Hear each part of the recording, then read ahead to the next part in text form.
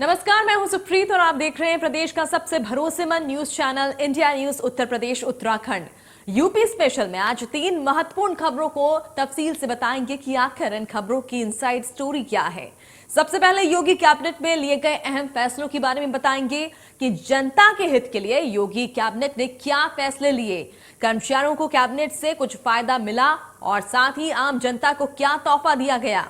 दूसरी खबर, सपा में जारी घमासान के बारे में बताएंगे कि क्या सपा में अंतर्कलह का कोई अंत है या विवाद बढ़ता ही जाएगा।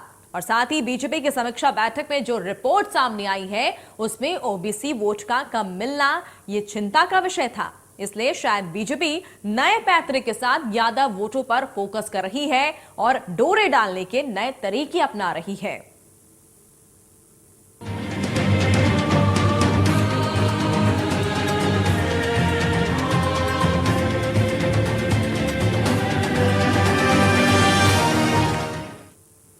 तो लखनऊ में योगी कैबिनेट की बैठक में कई अहम फैसलों पर मुहर लगाई गई और इस बैठक में पूर्वांचल एक्सप्रेसवे पर टोल प्लाजा के संचालन, टोल वसूलने, 6 एम्बुलेंस और 12 पेट्रोलिंग वाहन उपलब्ध कराने के लिए एजेंसी के चयन पर भी मुहर लग गई। कैबिनेट बैठक के बाद मंत्री सुरेश खन्ना, नंद गोपाल नंदी और संदीप सिंह ने प्रेस कॉन्फ्रेंस कर जानकारी दी।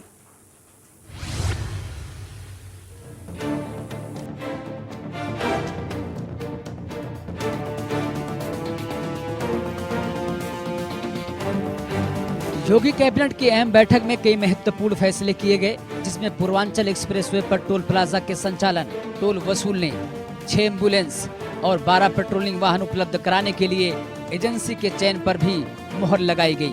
कैबिनेट बैठक के बाद सुरेश खन्ना, नंद गोपाल नंदी और संदीप सिंह ने प्रेस कॉन्फ्रेंस कर जानकारी दी।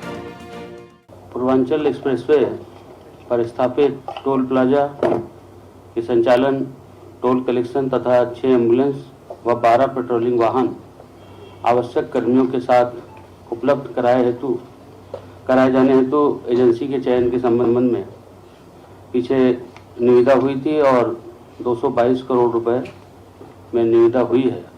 200 करोड़ रुपए हमारा रिजर्व प्राइस था और 222 करोड़ रुपए जो H1 आया उनको ये दिया गया है। इससे जो भी टोल कलेक्शन होगा उससे जो सड़क बनाई गई है उसकी किस्तें और उसका ब्याज भरा जाएगा और जनमानस को अच्छी सुविधा मिले, इसके लिए एक्सप्रेसवे आज ये इसकी बिडिंग की प्रक्रिया थी, आज कैबिनेट से पास हुआ।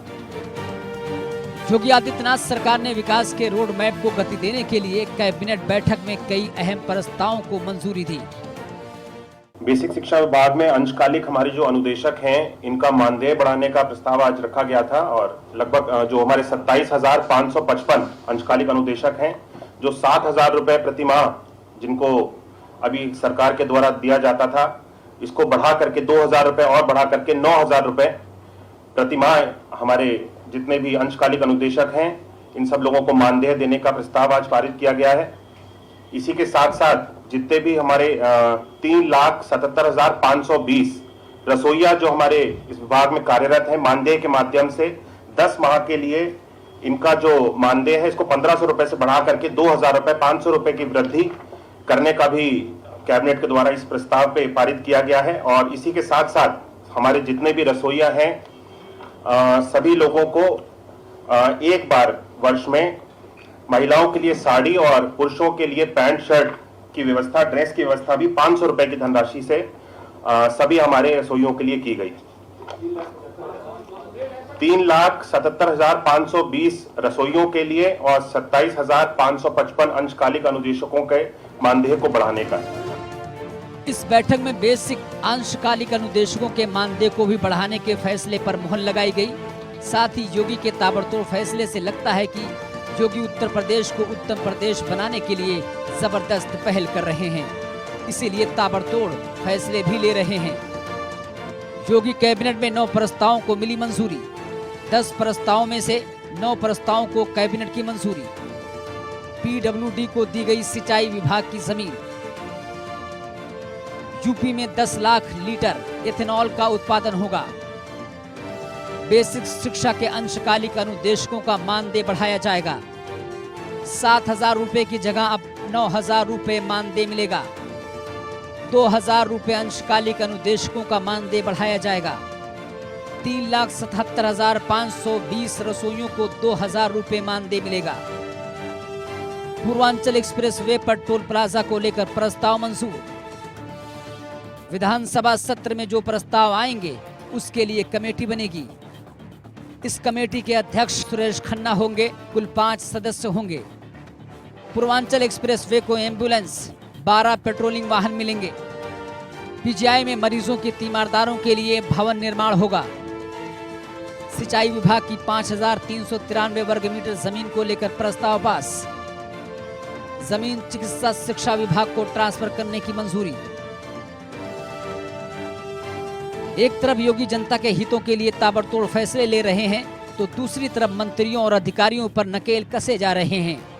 अब योगी के नए फरमान से मंत्रियों और अफसरों की नींद उड़ना लाजमी है। योगी सरकार ने सभी मंत्रियों को दिए निर्देश, अपने और परिवार के सदस्यों की संपत्ति करें सार्वजनिक। 3 महीने के अंदर चल अचल संपत्ति सार्वजनिक करनी होगी। सभी IAS और PCS को भी दिए निर्देश। जनता के फैसले मंत्रियों और अफसरों को निर्देश के बाद योगी ने अब मंत्रियों से कहा कि यूपी के 18 मंडलों में मंत्री मंडलीय समीक्षा बैठक करेंगे। मंडलीय समीक्षा करेंगे सभी मंत्री। यूपी में अब मंडलीय समीक्षा करेंगे सभी मंत्री। मंडलीय भ्रमण के दौरान मंडलीय समीक्षा बैठक होगी। बैठक में जनपदों को वर्चुअली जोड़ा जा सकता है। स्थानीय जनप्रतिनिधियों की सहभागिता जरूरी।